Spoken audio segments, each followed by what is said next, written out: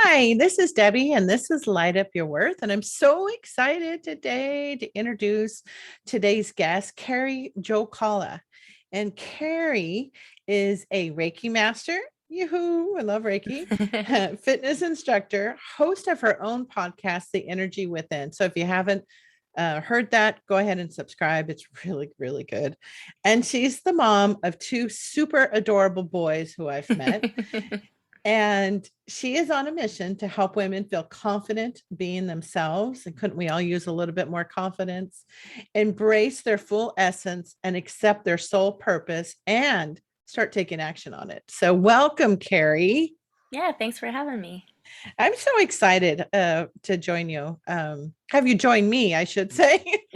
And really, so interested in how you came from becoming like a Reiki master and the fitness instructor and kind of pulling it all together to where you really have a mission to help women with their confidence. It's been a journey itself.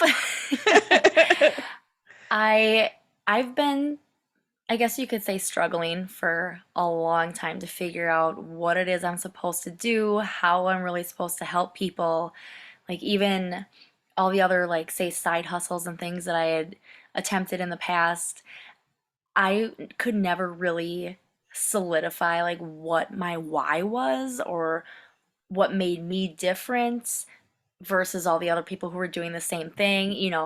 And I always knew I wanted to like help uplift and empower people, but that's so like broad and out there. It's like, okay, but then how do you do that? I'm like, I don't know. Well, I finally, once I started my Reiki journey, I kind of had the same thing. Like, I don't know what my specific niche through this is going to be because you can literally Reiki anything. You sure can. Yep. Anything and everything. And I'm like, okay, well that's fine. I'm just gonna start doing it and see what happens. What usually comes up with the people who are attracted to me, what are their results usually, and I'm finding it's been a little over a year and a half since I started learning Reiki that a lot of the women who come to me have the same struggle that I had. They're struggling with their confidence level, their self esteem. They're trying to figure out their purpose. They know that they're here for something bigger. They just don't know how to do it, or they know how to do it, but they're afraid to step out and start doing it. So, I having been in that kind of position and now finally starting to take action myself and push myself out there, that's been how I've learned and discovered beyond that. Like, so now seeing like what kind of results my clients are getting, what kind of things are typically coming to me for, and then also just through doing the thing and taking action myself, I've been evolving and figuring out what my mission is. And in fact, when I sent you my bio, I actually just updated it right before I sent it to you because just a couple days ago, that's what came to me as a result of literally something as simple, I guess you could say, as starting to post one reel a day on Instagram made me realize that like this is how I'm showing my goofy side versus all my other posts, like my static posts and things like that, where like there's still my personality in there, but it's not like it's meant to be inspirational and it comes across a little more serious. And then when I get to do the reels, I'm a little more fun and flamboyant, I guess. The entertainer that I typically am when I'm up in front of people, they say teaching classes or doing other things like that. And I realized that's actually part of what I'm meant to help people with then is embracing their weirdness and their goofy side and then taking that a step further. Once you can embrace that part of yourself and fully accept it and not worry about what other people are going to think, then you can really step into what your purpose is and accept the big mission that has been placed on your shoulders and start to take action on it. What an incredible way. Something is simple, not so simple, right? Because Right. Yeah. I was just on your IG account and I'm like, oh my gosh, these are so funny. The music, the animation. And I was like, oh, this is great. I was like, oh, I really need to do that, and And so I love that you've embraced that side of you. Like it feels so authentic when you're doing it. Thank Like you. that's what you would do if we were sitting in person, you know, Hmm. with having fun and yet, it's really making yourself super visible. What another way to really test your Yeah. own confidence Hmm. for anybody who's ever done reels. Like it's a big thing to be able to do that every day Oh yeah. to Yeah. showcase yourself. And the other thing is, for a while I have lost track of how many other reels I have saved in Instagram because I liked the audio and what they did with it. I'm like, oh, I want to do that. And then you know what happens? They just build up and you never go back to them. And finally, one day I had like a couple ideas that popped into my head. Because my other issue was like, I have all these ideas, but they don't relate to Reiki or anything like that. And they always say, like, all the business advice around reels is make sure it's related to your niche. And I'm like, but I don't always have niche related ideas. And this thing would be really funny. And I got to a point where I'm talking to one of my friends. And I'm like, maybe I should just do it anyway. Like, who cares? Just do it. Yeah. Or maybe I'll open up a second account just for reels that have nothing to do with anything, and then maybe that'll like trickle some traffic over. And then she's like, just do it. Who cares? And I'm like, you know what? That makes sense because a lot of the messages that I've received and signs that I've been given, and like when other people do like intuitive readings for me or pull cards and things like that, I've gotten the message over and over again that I'm actually not supposed to do things business wise exactly the way that other people teach it or say that you have to do things this Mhm. way. So, but then what was funny about that is as soon as I accepted that idea, all these niche related ideas poured into my head. And I'm like, so then I wrote out, I've got like 2 pages worth of reminders written out for topics with audios that I want to use. And then I've added a few more. I got a couple more ideas just from doing a session with somebody yesterday. As we're doing this session, I'm in the Akashic Records for her. And I'm like, hang on, I got an idea for a reel. Oh, that's But yeah, fabulous. so What do you think that the correlation is between holding back, afraid of what people are thinking, and our confidence? that's a loaded question. It is a loaded question, right? I know. Well, I'll speak to my experiences. Confidence was something that I struggled with so much as I was growing up. And like my grade school years in particular, like I literally had no friends. Like I was that kid who got picked last in gym class, like no joke, not not a stereotype that actually happened to me all the time, alone on the playground, kind of really intentionally excluded from things, like people actually telling me like I'm not allowed to jump into their group, like even if it was something in the middle of a class, like for a class, like no, our group is closed, we're not letting anybody else in, and things like that would happen to me Oh. all the time. And I was able to tough through it for a long time because I still had like I've always been a positive, upbeat, happy person. um I had a good home life, and I would come home and know how loved I was, and my parents would always tell me how awesome I was, and they would help me keep a positive outlook, and not to worry, things can get better in the future, you just keep being yourself, all that kind of stuff. But I wasn't so much ever bullied as I was like the exclusion and then made fun of. And over time, that starts to get to you when it's just one after another and you're not finding your people who are uplifting you. You're just kind of alone by yourself trying to fend off all of these things that people are throwing at you. And I know one of the things that started to break me down was like I actually learned not to accept compliments because they would almost always turn out to be a backhanded joke. So that turned me off from accepting compliments, and that took a long time for me to be able to turn that around and see anybody as being genuine. Like I would just instead just completely not accept it to protect myself from getting hurt.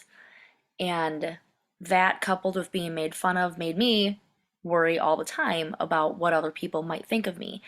So I held back a lot. So even being a theater major in college, like I was a writing major and a theater major, but I held back a lot and did not do as well as I probably could have in the theater part of it, because even acting and pretending to be somebody else, I was worried that people were going to laugh at me or do something, or, say something, about how awful I was or stupid I was, or, Mm-hmm. so it it really, worrying about what other people think is a strong thing that holds you back from being your authentic self. And so we put up these walls so that we don't get hurt, so that we don't have to feel sad. But then it also makes life not as fun. You're Mm-hmm. not, that something's missing because you're not being your full authentic self. And I would always have these ideas of things to say or do, or a movie quote that would pop in my head that I think that would be really funny if I said that. But then I would overthink it, not say anything, and then the moment would pass. So I probably could have been a lot more confident and a lot funnier when I was younger if I had just done that. And then I kind of finally told myself, there wasn't any specific moment, but I just remember talking to myself at one point and just being like, just start doing it.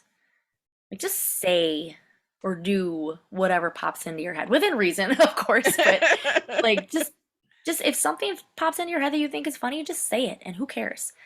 So just started opening my mouth or doing the thing that I thought would be funny. And lo and behold, some people would think that it was funny and they would react. And that started to build that part of my confidence a little bit. And a couple of the things that really fast forwarded that for me, well, I'll say the main one that really fast forwarded was actually teaching group exercise classes. Because now you're up in front of a group of people, which I love. Like, I've always loved being the center of attention, being up and performing. And I love making people smile and have fun. So, like, that's why I like being up there.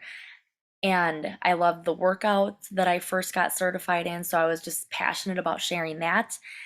And from watching other fitness videos and the instructor videos, and then, of course, the training that I went through, you want to build rapport with the people who are taking your class. You want to make them have a good time. So you don't want to be 100% focused on just cueing the moves. You want to talk to them a little bit. So in the beginning, I had to prep a little bit of like, okay, what am I going to talk about during the warm up? What happened to me today that was funny, or that I can, you know, kind of just riff about while I'm leading at least the warm up, and then we'll talk about something else during the cool down. And I pulled those kind of ideas and figuring that kind of thing out from my days in college and being the manager of the radio station. That kind of helped me build up the banter side of things. So I pulled that in and started using that to prep for teaching my classes. And then over time, it just started to become natural. And now you can't shut me up. Like, sometimes I have to tell myself, like, hang on, give them a physical cue about what they should be doing during their squat, and then you can continue your story. And then I started like, okay, maybe I'll tell, oh, I learned a funny joke. I'll tell a joke. And then intentionally telling bad jokes, like dad jokes, I love dad jokes. became part of my thing as well. And then me just being goofy, like I just let that out. And people stayed and they kept coming back to my classes. And that was more affirmation there that, like, okay, I'm funny, or at least entertaining, or at least I'm not annoying enough to push them away. Because they're coming back and they're bringing friends. So, like, that was kind of the beginning, I guess, of what really fast forwarded it for me. Yeah, once you can really step into that, and it, like, because here's one other piece of it. There was a part of the warm up in this first workout that I taught was turbo kick. It's the first thing I ever got certified in. And during part of the warm up, you have about 8 counts of music, maybe 16, I forget, it's been a while, but where you're just supposed to dance. No. And Oh. of course, not everybody wants to do that. But I had gotten so used to it that it didn't even bother me anymore. Like this is just what we do. Like I'm just, whatever. And I eventually accepted that not everybody, and in fact, sometimes nobody would do that part with me. They would just kind of like maybe like a little shimmy or something. Or a little step tap and then like just wait for the next stretch to come up. And that got me saying things like, I don't care, I'll dance by myself, whatever. And then that just got ingrained in me. So I started to embrace that. And you know what? I don't care if anyone else dances or sings or laughs with me. I think I'm funny and I'm just going to keep doing it. So that just kind of helped ingrain that in me and then has filtered into the rest of my life as I've been on the rest of this journey. That was a really long-winded answer to your question. Did that answer? No, it is so beautiful though to hear that, right? Because how many people listening now where that person who just didn't feel, they're excluded. Sorry, this group is closed. I mean, that's really kind of a tough place to go from to then be able to really empathize with women who might still feel that. Or if you've gone through some type of life transition and now you're trying to find, like, you're really stepping into it maybe much later in life, of you want to say those comments, you want to share your thoughts, and to be able to know that it's possible to go from just one or two times and then to grow that confidence in yourself, right? And I think we all get, I know Kathy Heller says it a lot, is about stop being vanilla and really But I don't embrace like that who we phrase are. because I really like vanilla, but I know what you mean. Yeah. I like vanilla too, but But I know what you mean though. I know what you mean. Yeah, like embrace all those little quirks, right? Some of the stuff that we actually beat ourselves up over internally inside of ourselves, and then we hold ourselves back. And maybe the people around you today won't actually think that's funny, right? But somebody else will, and those are your people, and it builds your own confidence. I mean, and that's exactly what I found is when you stop worrying about what the people around you might think, and you're just fully you, you will attract the people who get you. It might not happen right away, but they will find you. Right? Yes. Because people are attracted to people who are confident, to people who are just being themselves. Because when it's a true confidence, not like the braggadocious look at me kind of thing that people label confidence, I don't think that's confidence whatsoever. I think that is covering up for low self-esteem. Those people actually are struggling when they're acting like that. There's something going on that they're hiding, they don't want you to know. And that's not necessarily a negative on them. It just means they have something that they need to work on, and they're just not willing to face up to it just yet. But when it's a true confidence, that's a quiet confidence. It's calm, it's easy, it's comfortable. And that's why people are attracted to people like that, because they know that when they're in your presence, that they can then be comfortable to be themselves. Like you project that energy and people want to be themselves. People naturally want to be like that, so that they're attracted to that energy when they sense that. Well, that's a really good way to describe it, the difference, because I know we do see a lot of like imposter syndrome. Now, do you think that you can have confidence? Maybe you have confidence in multiple areas of your life, right? Like motherhood or maybe parts of your career. And then there's other parts that you're just not as confident, almost like a big pie. I'm thinking of like a chart pie, not a pie that you eat, right? I've been in Excel a lot this last week. Can I tell you my favorite pie chart really quick? Yes, please. So it's an actual pie and there's a slice cut out, and the description is that this is the most accurate pie chart ever. And the piece that's cut out is labeled pie I have eaten, and everything else is pie I have not yet eaten. That's cute. It's accurate. Right? Yeah. Because I don't know about you, but when you were going through this journey, I find that I think I've been a confident person in quite a few areas of my life. But then there are moments in time where, whether something has happened in life or it's something new, like you're trying something new and you need those attaboys, or just really starting to believe like I am funny, like I am like, Hmm. that part of you. And I believe that that kind of happens. You just got to keep testing that and testing it until it grows, but that you can be really good in one area, feeling authentic, confident, and then as you stretch yourself, that you're going to become comfortable in that uncomfortable with your confidence. And Hmm. what are your thoughts around that? Well, again, I can give you a personal example. So, an area where people have been surprised to learn that I had a lot of imposter syndrome. So, I first, when I got into fitness, I got certified in group fitness. So, I had the specialty certifications or Turbo Kick, Hip Hop Hustle, Pio, Insanity, like a whole bunch of stuff. And I've since added on beyond that because I'm still teaching today. But then later on, as I wanted to be more involved in fitness because I loved it so much, trying to figure out what else to do that didn't require me to teach, 10 classes a day. Because, first of all, where are you going to find that's going to let you teach 10 classes a day? Unless you're this one woman that I know who apparently did. I don't know how she did that and was still alive.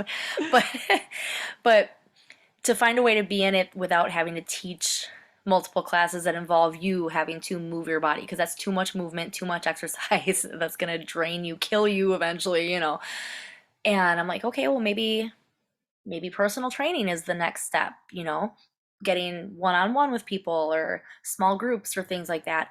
And I had a thought in the beginning. I'm like, am I going to like that? Because I love being the performer. Like, my heart is in the performance in group exercise and making it fun for people.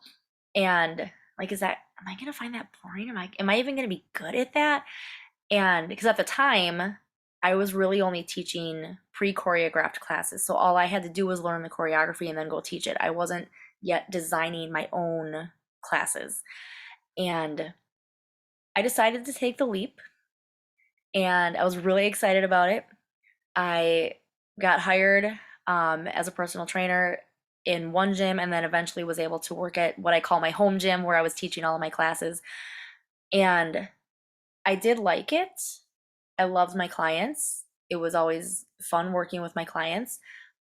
But for some reason, I always had like a really strong imposter syndrome when it came to the personal training side of things. So I have the knowledge, I have the certification.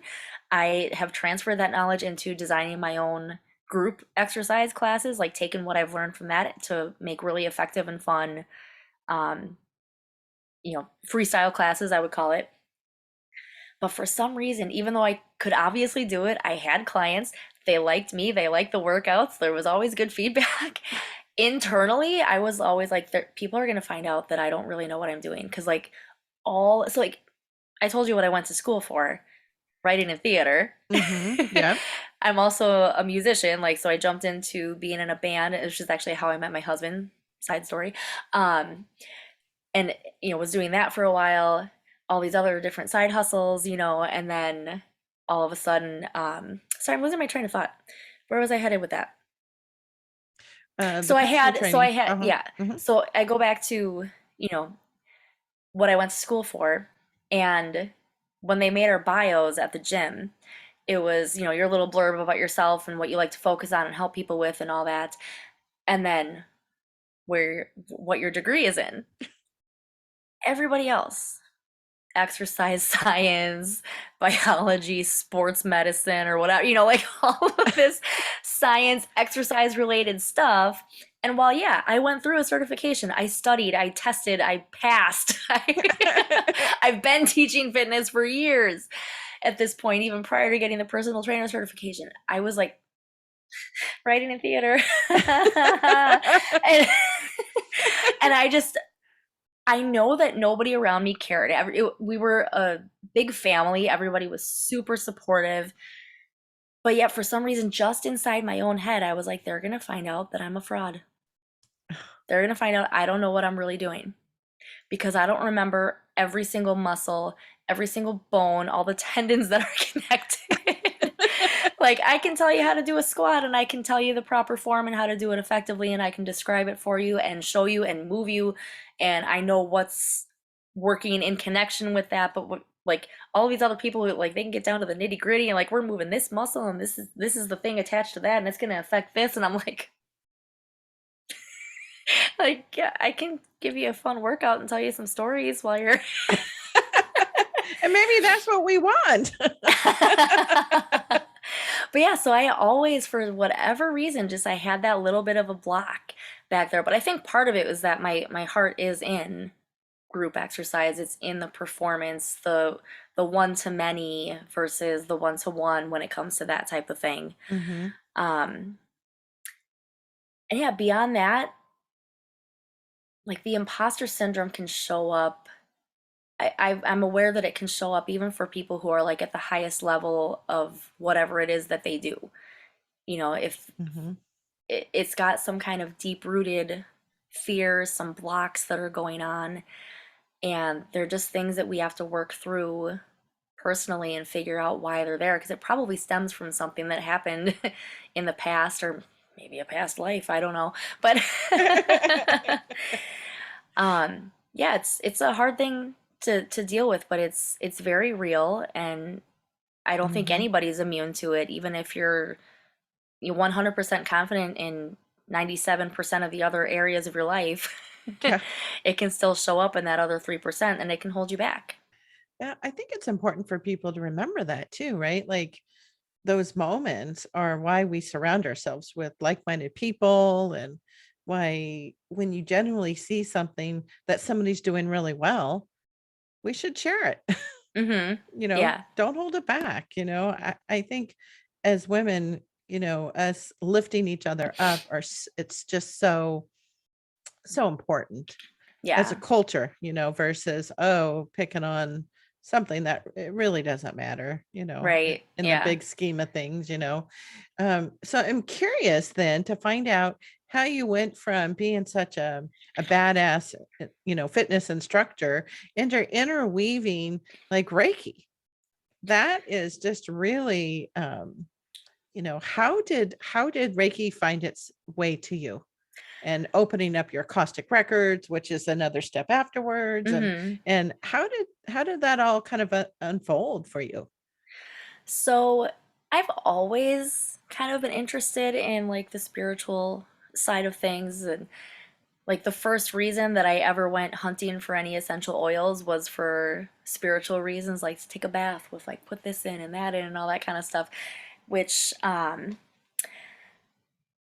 led me to kind of when I was trying to figure out the beginning stages of really trying to figure out my purpose and what I should be doing while I was working in a car dealership.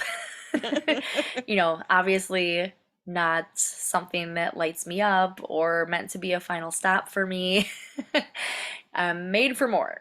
And I don't remember exactly how I stumbled on the fact that Reiki or any energy work is a thing. I just remember that I found it.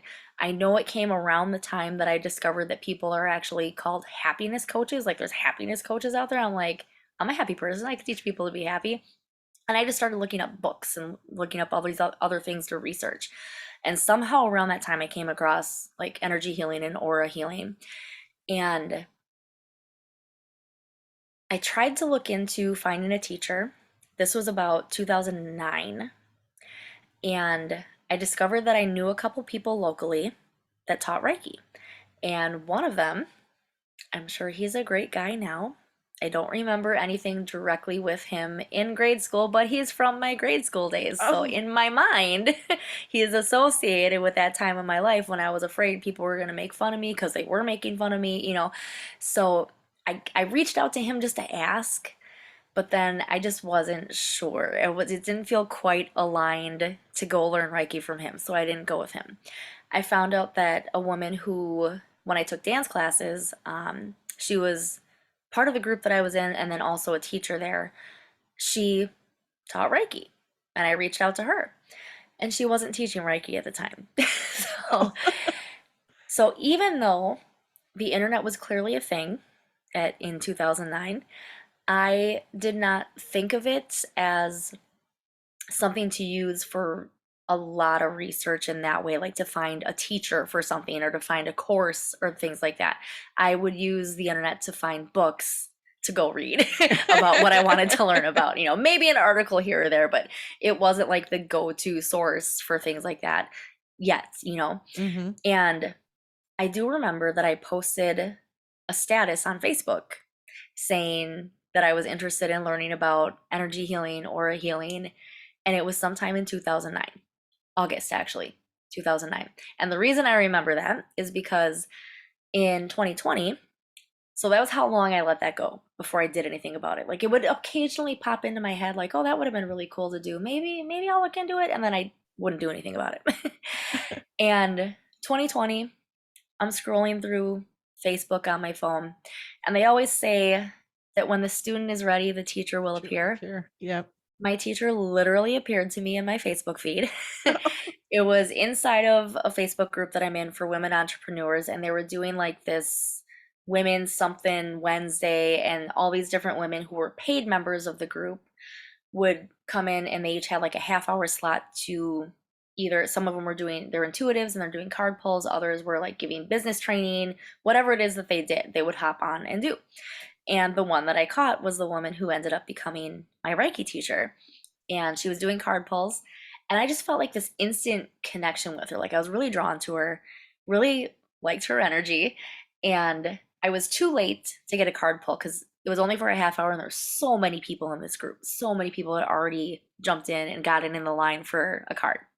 But she mentioned that she did them every Friday in her own group. So I'm like, oh, I bet I have a better chance of getting a card from her there. So I followed her into her group. Eventually, well, not eventually, like shortly thereafter, found out that she did Reiki and taught Reiki. And I'm like, oh, maybe this is a sign. Maybe it's time. And she also, at the time, just so happened to be putting together her first ever online Reiki 1 course. And I'm like, okay, so I started gearing up for this. I'm getting ready. I'm like, you know what? I'm going to do this. Like I could just feel it. It was like an inner knowing, like a clairsentience kind of thing. I could feel this was part of my soul's purpose. And what solidified it for me was either the day before or the day of that I officially signed up for class. That Facebook status popped up in my memories. So I went, okay, you're my teacher. Take my money. Here we go. I'm taking it. Oh my gosh. And we say that there is no synchronicity. There's no like, oh, that just happened to happen that day, Oh like, yeah. There's no coincidences. No coincidences. There's the word I'm looking for. And I absolutely just think that that's fantastic that the universe was confirming, yep, you're ready. Yeah. Yeah. And then from there, just personally experiencing how receiving Reiki and then also learning Reiki helped me with my own confidence. And then from that point on, like just knowing that this is something I was gonna do and I was gonna go all the way with it. Like I'm in about a week, less than a week from the time we're recording this, I'll be Reiki Master teacher. So like I'm going all the levels, like all the way through. I just knew from the get-go, like this is something I'm gonna do. This is part of my purpose. And it's been the longest that I've ever stuck with anything that I have tried to build.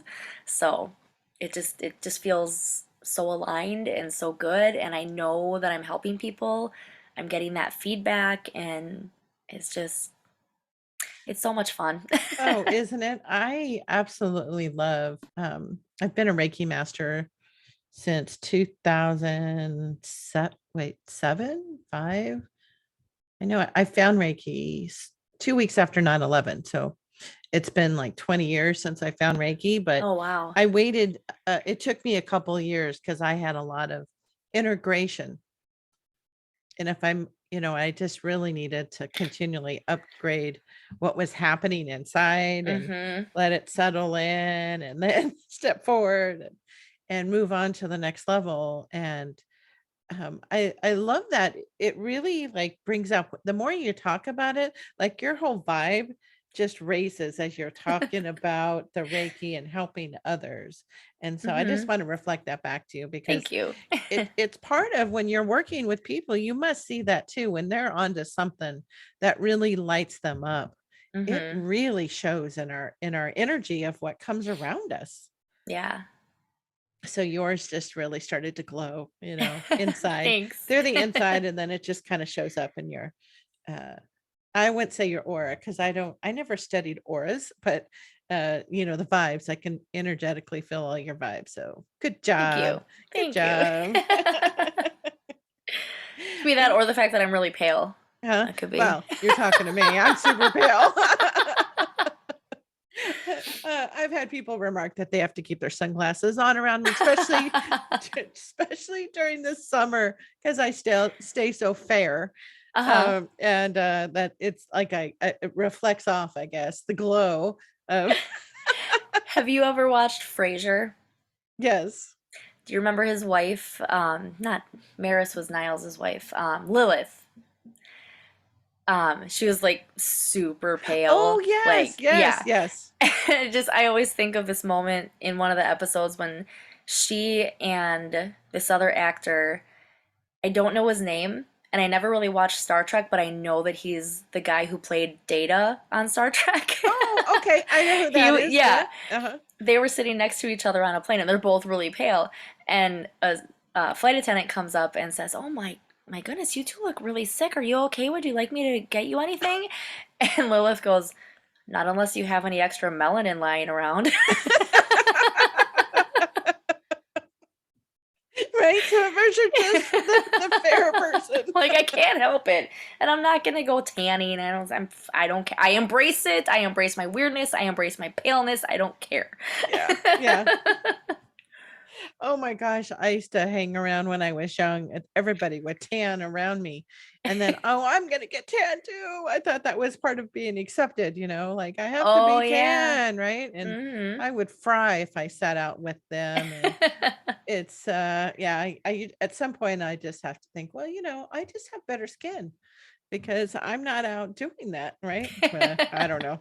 I don't know if that's true either, but yeah, having to embrace all parts of ourselves, Yeah. right? Like this is who we are. Yep. And how do you think that embracing who we are, having that confidence fills in with boundaries?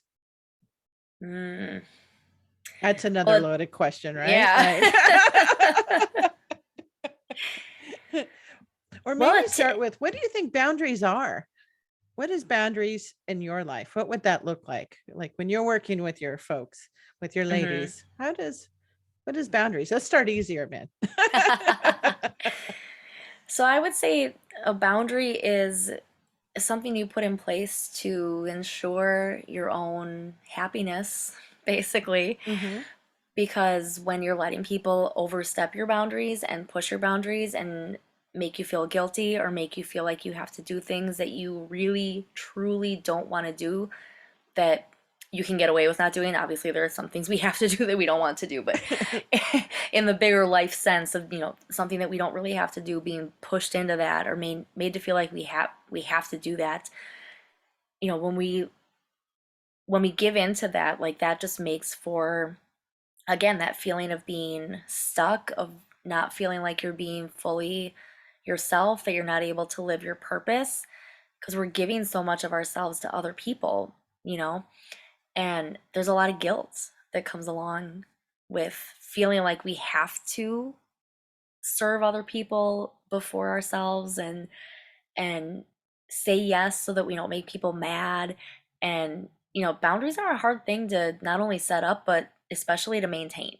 you Mhm. know it's it's a big deal, but the better you can get at setting them and the better you can get at maintaining them, the easier it is to keep them in place and then set new ones if you have to. Yeah, I like that definition and I like the example. I remember in my 20s, somebody would tell me that I needed to set boundaries in my relationship. And I was like, what in the world is a boundary? Like, tells you how far out of boundaries I had, right? Like, I didn't even know that that was a word. And I didn't even realize that I had no boundaries. And then now, of course, I look back all these years later and I think, wow, I really didn't even understand. I didn't have boundaries because I didn't actually understand what I needed. I didn't even acknowledge that I had needs, some Mhm. some really basic needs. Um, one of the simple ones I discovered and was that I needed a certain amount of sleep. Yeah. Like, that's a really big boundary for me, and so when I was in my, raising children stage of life was that, of course, sleep is like, you know, a unicorn, I felt like, right? Like, but on those days that I had a choice, right? Like, that I had a Mhm. choice of, okay, I can either stay up and do the da da da for somebody else, my partner, or I can actually go to sleep Mhm. because tomorrow will be a better day for me. And, I've gone all these days with like 6 hours of sleep. I need 9 hours of sleep, by the way. I didn't know that Mhm. then, right? Because I couldn't figure out why I was so tired. I Yeah. actually need eight doesn't even do it for me. I need nine. And just even understanding that that's what I'm shooting for so many days a week Mhm. was my boundary that I end up, and what a difference it started to make in other areas of my life. Like, oh, I'm not gonna allow that to happen, right? Like, if I'm that tired, if my tanks are so empty that I can barely function, Mhm. then you need to put your sleep, don't agree to go do something for somebody else. Yeah. Like, having that personal boundary. It's what have you found, like, in boundary setting, that you've been able to link back to something kind of something that you've struggled with or that you've seen common with a lot of other women? Mm. Especially your mom. You have young people right now. Yeah. That's like a whole other challenge in itself, Yeah. the different stages of that what we go through, Mhm. different phases. I'm still working on some of the mom boundaries and fully taking care of myself there, but it has improved. And I would say like this falls under a boundary for me is having determined since my youngest finally started sleeping through the night. It was hard when he wasn't sleeping through the night. It was awful. But once that finally started happening, I now usually, unless my body tells me I need more sleep, like it has this last week actually, but I get up at least an hour or two before I know my kids are gonna wake up so that I can have a cup of coffee in peace. Oh. I will use that time to, like this morning, I edited my podcast. Mhm. um, or I'll go through some of the courses that I'm working on, like my Akashic Records course. I've been working on that in the mornings, and just to have that time to myself, like I need that time. Otherwise, if I wake up and I'm starting to put out fires right away, I am stressed. I am not happy. I'm not in a good mood. Mhm. I'm not going to be the best mommy that day. And I want to feel calm and presence as much as possible with my kids. Um, One boundary that I had set when I was doing personal training is when you're a personal trainer, and I don't know why I didn't realize this. This was part of why I kind of didn't feel super aligned with doing the personal training was for some reason it didn't dawn on me how scattered your schedule would get as a personal trainer. I somehow had it in my mind that you could set like hours that maybe they would be different every day, but you would have like between this time and this time I do personal training and then that's it for the day. It's like no, you have people in the morning, people usually don't want to work out in the afternoon, and then you got to come back at night. And then it's all over the place and then some people can only go on the weekends and they can only do this day or that day. And especially when you're trying to build, you feel like you have to say yes to everybody because then if you don't, that you might not hit your sales goal and then you're going to get questioned, well, why didn't you take that client? So I'm like, well, I can't come and do a session at 5 in the morning. I just can't. Like, I was never an early morning trainer. I couldn't, like, I had a couple clients, but like, I tried to set a little bit of a boundary. Like, I'm not doing anything before 6. Like even that's pushing it, but like not before 6. And what I was able to maintain, it was at least one boundary of I do not see anybody on Sundays. I don't care. If you're only available on Sundays, I will find another trainer for you Mm-hmm. because it's not going to be me. I will commit to the rotation that I'm on to teaching one boot camp class once a month, which falls on a Sunday, because that's just once a month. I can do that. It's fun. It's good pay. It's easy. So once a month, sure. But having to commit to someone every Sunday and then always have that possibility that they like you've had to plan for it. You've had to be ready, you had to make the plan, you had to arrange childcare, and then they might text you a half hour before, or even if you're on the way there, hey, I can't make it today. And then it ruins the Yeah. entire so I at least was able to maintain that boundary Yeah. for that. Um this one gets a little more, I should say a little less concrete, but setting boundaries of like how you allow people to talk to you, Mm-hmm. how you allow people to treat you, basically. One thing that I remember hearing from Chalene Johnson, who I've followed for a long time, is that you teach other people how to treat you. So by setting boundaries, by making it clear what you will put up with and what you won't, Mm-hmm. it teaches people where the boundaries are. If people don't know where the boundaries are, they push. And then when they realize they can get this far, they'll go, oh, well, let me try a little more. And then it just keeps going to the point where all of a sudden you're like, what happened? Like, I'm not me. My life doesn't look the way I want it to. So if Mm-hmm. you don't have those boundaries in place, you don't know where they are. And you also don't have a plan of what you're going to do when they get pushed on. You're lost. It's going to be that much harder to fight that battle if you don't already know where they are and you don't have that plan. Yeah. Yeah. I agree that you wake up one day and you're like 20 years in and you're like, how did I become a floor mat? With with so many things. Like, how did that happen? And it doesn't Hmm. happen one big swoop.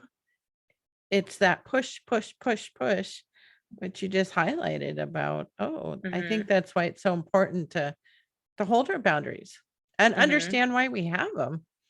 Yeah. And even there's one, I won't go into the whole story because it's a very long story, but like I essentially had to fire a client Oh, when I mhm, was personal training. And I think most people I would usually want to be upfront with, but this person I had to do it in a way where he didn't know I was firing him. And it was something where he was he was pushing on boundaries, and it wasn't anything like there was never any kind of like sexual harassment or anything like that. It wasn't that. It was more like he latched on as if I was his best friend, his only friend. And I have become friends with some of my clients, but that kind of thing happens organically. You don't force mhm, something like that. And he started pushing boundaries. And on the surface, some of the things that he would say or ask or do would seem harmless. Like you look at one little example by itself of, him inviting me over to show me his record collection because he knows that I'm a musician, that I like music, and he really likes music. And, hey, bring your husband with, like that seems harmless. But you add on how many times he would do things like that and the invitations and the pushing and the guilt that came along with how he was asking and how often he was asking and random, and then things that would get further like, hey, why don't you drive 40 minutes with me to this other gym that I just joined and I'll get you a guest pass, and like weird things like that that got like the pushing got further and further, where again, still looking on the surface at individual things would seem like, oh, it's just harmless, he's just this lonely guy, he's just trying to be friendly or whatever. But it's like, no, like you get a feeling, you can tell in your gut when something's off. mhm. And some people around me could see that, and I knew that there were a couple other people when I would tell the story, they'd raise an eyebrow, like, what are you so what? What are you so worried about? That doesn't sound like anything. But I knew. And I had to trust myself because it was getting to the point where even though he hadn't really done anything yet, I was at that point where I was like, I didn't want him to know what kind of car I drove. I didn't want him to see my kids at the gym. Like it was at that Mm. point where like I had to stand up for myself and do what I had to do, even if it meant losing a client, losing out on my sales, losing out on pay.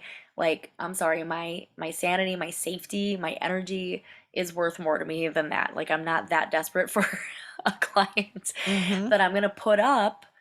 Here's the boundaries. Like, I'm not gonna put up with being taken advantage of, treated like this. He's, asking for extra like stretching sessions for free and he's showing up late and all this kind of stuff. It was this whole thing.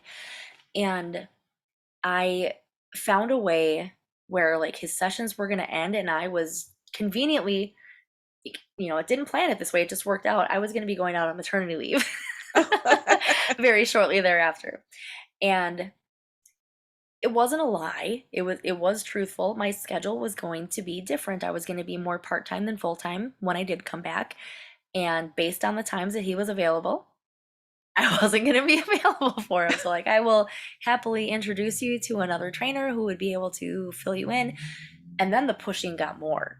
There was more pushing, more guilt, making up of things, telling me that I said things that I never said. Like, it went more and more. And he even called me to ask me to still be his trainer 2 days after I gave birth. I was still in the hospital. Oh my. Boundaries. Yeah. So I did not respond. I went through management for that and they took care of it for me. So that's the other part of the story is like, first of all, if you know that a boundary needs to be set, do it. Even if it looks like it's something harmless, if other people don't necessarily see it the way you're seeing it, if you know you need to set a boundary, you need to set it. And you need to figure out how it's going to get maintained. And for me, that included getting help, as in alerting my managers to what was going on, getting them on the same page with me, getting them on the same page with the same story. Not that we were making anything up or being dishonest, but just making sure like this is why I can't be his trainer anymore, the reason that he needs to know about, and making sure that he does not make his way into my rotation again. And it also like it ended up proving itself again because he latched onto somebody else and essentially did the same thing. And I'm like, that's what I said. Right. you know? I think you highlight a really some really good points there, Kerri, is that you really have to listen to your intuition. Mm-hmm. And when boundaries are starting to be crossed, it's not one coin swoop. It's not like, the frog who found itself, boiled, right? It's Mm-hmm. like the water turns up slowly. And Yep. next thing you know, the water is boiling with the frog in it. Yeah. It's I don't know why that weird analogy always sticks to my No, brain, right? But that's exactly it. That makes perfect sense. and understand why it's so important to understand what our own boundaries are. That and listening to that intuition is so powerful. Mm-hmm. And I So, mean, so that can powerful. translate into something as simple as like, if you go back to the idea of like, I don't take clients on Sundays, Mhm. like, something during the week, like like you could say, I don't do this right now, but because my schedule is different and it's fine. And it setting a boundary and letting someone overstep that boundary, like that's okay if you are okay with it. If you make the decision that, you know what, in this one instance for this person, I am 100% okay Mhm. with adjusting this boundary for them. But then you've got to make it firm for everybody else that, like, no, that was a one time exception, and not let yourself get guilted into, like, well, you did it for her. Like, well, that was a special circumstance that you don't need to know about. Right? Mhm. And, you move on from there. But, um, where was I headed with that? Sorry, my brain goes off in like Oh, yeah, 8,000 that's different okay. directions. But to say something like, maybe say, during the week, my workday ends at 5, and then I spend the rest of the time with my kids. Like if that's the boundary that you want to set, because you know that that's the only way you're going to get the time that you want and need, either with your family or for yourself or whatever else you need to do, and you got to set that boundary. So if someone comes in and says, "Hey, I can only see you at 5:30," you're like, "Well, I'm sorry, I don't see people at 5:30. So we either need to figure something else out, or unfortunately, I can't coach you or I can't work with you." Mm-hmm. You need to not feel guilty about that, because people are not entitled to you. People are not entitled to your energy, to your time. You decide how much of you give and when you give it. Mm-hmm. And you don't have to, it doesn't mean being rude. It just means that you're protecting your energy, and can you set these boundaries so that you can show up as your best self. If you're letting people push on these boundaries, you're going to show up with resentment, you're going to have low energy, you're not going to be able to give them the best possible whatever it is that you do for them, and then nobody's going to be happy. Yeah, I completely agree. When I started the podcast, coming on here, is that I had so much availability, right? Like every Hmm. waking moment almost, I was ready. I was okay with doing the podcast interviews. And when I realized, I ended up talking to somebody about it because I was getting really tired, like, and physically tired, like that sleep thing that I had mentioned, right? Like, um, you know, being in a job all day and then doing the podcast interviews. And um, I said, well, I think when I get to a certain point, I'll be able to like knock off my days. And he's like, why? Why don't you do it now? And I thought, oh my gosh, why don't I do it now? And I did that many, many months ago now. And I have to tell you now, when I have my podcast interviews, I never have that even in the back of my mind. Like by the time I would go into the interview, it would have faded away. But I have put up, like these are the days I do something, Hmm. and it feels really, really good. I mean, occasionally if I have to change something, I change it, right? Hmm. But that feels good to me. And being able to hold those boundaries. The other thing that somebody taught me years ago, and I don't know if you do it, but is that when like say I get invited to go do something, and this is pre pandemic, by the way, is that I used to be able to say, oh well, I can't do that, blah blah blah blah, right? Like whatever that reason was. And she's like, well, why do you share that? Hmm. You can just say you're busy. You don't need to actually justify what you're doing. That's Yep. probably a good 10 years ago. And so I started to do that of like, no, I'm not available. Hmm. And I have found that it's really rare that anybody will ask why you're not available. And Yep. so if I end up needing to like change something or I can't go, sometimes I want to share just so that they understand, right? Yeah. But if I can't make something, the chances are these days I rarely share. Oh yeah, I learned that a long time ago myself. Mhm. I actually learned it when I was working in restaurants, and people would ask other people to pick up a shift for them.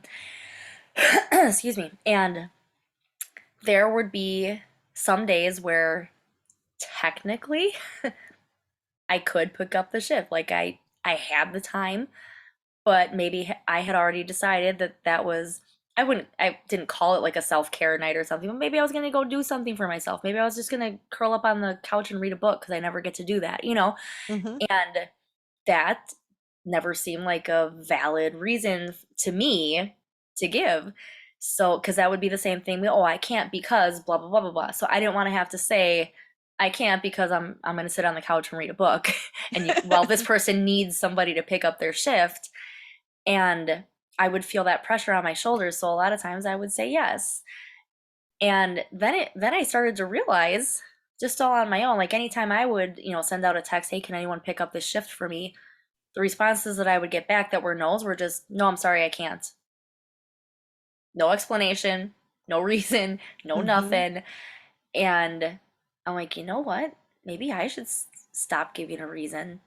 And so I stopped doing that too. I also I don't know if you can do this on Facebook or Instagram, but on text messages, I turned off my read receipts.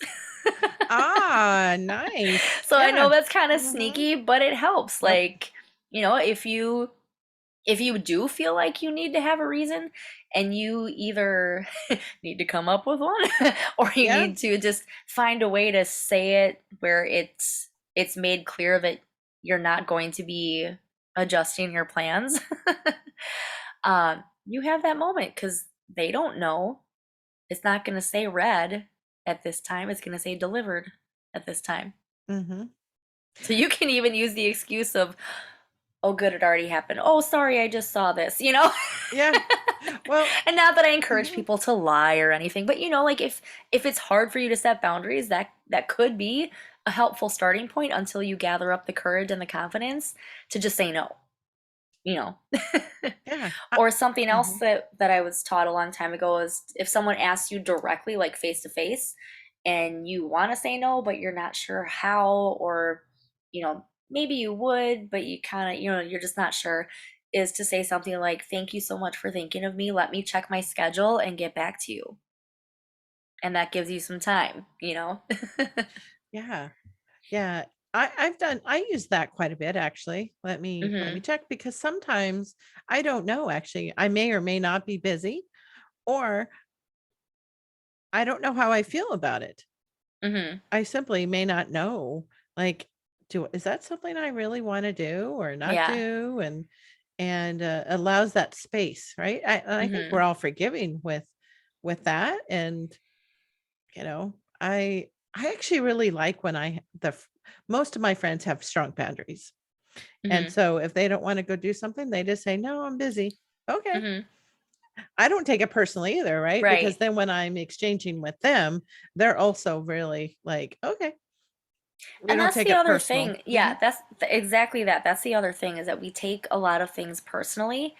And when you can remove that from yourself, that opens up a lot of freedom and lessens a lot of that guilt and shame and all of that too. Because when you take a moment to think about what the other person's perspective could be, it's like we were saying earlier. I don't know if we were saying it prior to actually recording or if we said it after, but about how we don't really know what's going on with other people. Mhm. So, they might say no and we sit there and we take it personally, but they said no because, there's some kind of medical thing going on that they have to tend to, or family issues that they have to tend to, or maybe they just are dealing with something personally and they don't have the space.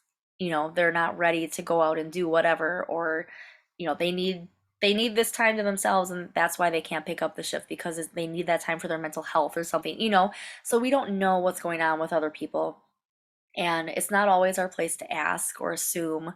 So if you stop, taking things personally, realize that this is a harsh way to put it, but it's the only way to put it, that everything's not always about you. Right. It makes things a lot easier. Mhm. And like I said, that's a harsh, kind of a harsh sounding way to say it. But when you think about it like that, if you take things personally, if you take someone saying no to you personally, it's because you're making it about you. And not everything's about you. It's about whatever they're dealing with and their perspective and their experience and what they're going through right now. And it's got nothing to do with you. But if you take it personally, it's because you're making everything about you. And people aren't always doing things because of you, they're doing things because of themselves. Right, and I think that if people need to learn more about that too, that, one of my ultimate favorite books is The Four Agreements by Oh, Miguel yes. I Ruiz, love that right? book. Don't take things personally. Yep. Like, we really don't know it. I love how they explain all 4 of the rules, but the whole "don't take things personally" is super powerful. It really can Yeah. reflect back on us too on, "Oh, Hmm. it's really not about me." And we are almost all thinking about ourselves first, Right. as humans, right? I Right. mean, Yeah, there's nothing wrong with that. It's just a mhm, natural thing. We're wired to take care of ourselves and think of our own safety first and things like that, so it's just normal. yeah, And it's that same thing with the whole boundary setting so that you can show up as your fullest self. If you're not taking care of yourself first, you mhm, cannot show up in your best capacity to even serve other people in the first place. So you have to take care of yourself first. It's not a negatively selfish thing, it's a positively selfish thing. I completely agree. I know this has been such a lovely conversation, Kerri. I've really have enjoyed our time together, and Me too. I want you to share your social or how people can reach out to you, so that if they've enjoyed it and they want to get some of that fun, they really need to go check out your Instagram too. I mean, it's so funny, your reels. Thank you. I'm waiting for something to blow up. My reach on Instagram right now sucks. So yeah, if you are interested and you go check out my reels, like them, share them, help me bust the freaking algorithm. And You what's know, your handle? it is Kerri_Jokala. Okay. So KERRI_JOKALA. I I should probably figure out a way to get my kids in my videos more often because like my son JJ, I did one that has it's completely not niche related. It was just one of those ones where you're like squeezing the baby's cheeks and like tapping Uh-huh. on their nose. He's got like hundreds of thousands of views, all these likes. I'm like, dude, like I wish I was that cute, you know? But anyway, yes, my Instagram, I love hanging out on there. I'm making more reels all the time. So you can find me on there. I also hang out in my group on Facebook, which is also called The Energy Within, just like my podcast. So if you find that, you can jump in. Make sure you answer the questions. You don't have to say yes. You don't have to have listened to the podcast. You don't have to give me your email, but just at least answer the questions because I'm trying to maintain the energy and the integrity of the group. And I don't want to let anybody in who might be spammy or weird, like Mhm. bad weird, not good weird because Good I'm weird, weird, yeah. but creepy weird. We want to keep the creepy weird people out. And then of course my website is just kerrijokala.com, and that's where you can go to book a Reiki session, book a card reading. I will very soon be offering the Akashic Records readings. I'm still in practice mode at the time we're recording this, so maybe by the time this comes out, that'll be an offering that's actually up and available. So Oh yeah, I highly agree. They're going to want to go do it because your energy is different, right? Like everybody that I know who does acoustic records, they have different vibes. They have oh different yeah. energy. And maybe when your people are new, they may not understand that, or they haven't had enough sessions with different people. But, Hmm. I could see where you'd bring the fun and the play into it. So, Oh yeah. Almost like that other reel that I just did with the coming in. Did you see that one with like oh, the shoot 'em bang up bang one. and then Yeah. the Yes. I don't want to give it away for anyone who hasn't seen it, but you Yeah. know. Yeah. The dancing. I know who you're talking about too. You're like, sorry, I'm not gonna come sorry. in to clear your chakras, but we're also gonna have fun. Right. It's funny, Oh, I showed that to my dad the other day, because he really likes the song that's in that video. uh-huh. So I knew he'd get a kick out of it. And now I feel sorry for my mom, because my mom liked the video too. She thought it was really cute. I think she likes the song. I don't really know, but my dad texted me the other day. He's like, I think I've played it about 50 times today. And it's a Like, classic song. sorry, mom. It's a total classic song too. Well, thank you again, Kerri. Yeah. And everybody, I would love for you to go listen to her podcast too. It's really good. The Energy Within. Subscribe, go join her on Instagram. Let's blow up her Instagram. Wouldn't that be nice? All the Okay. love, all the appreciation. Yes. Thank you.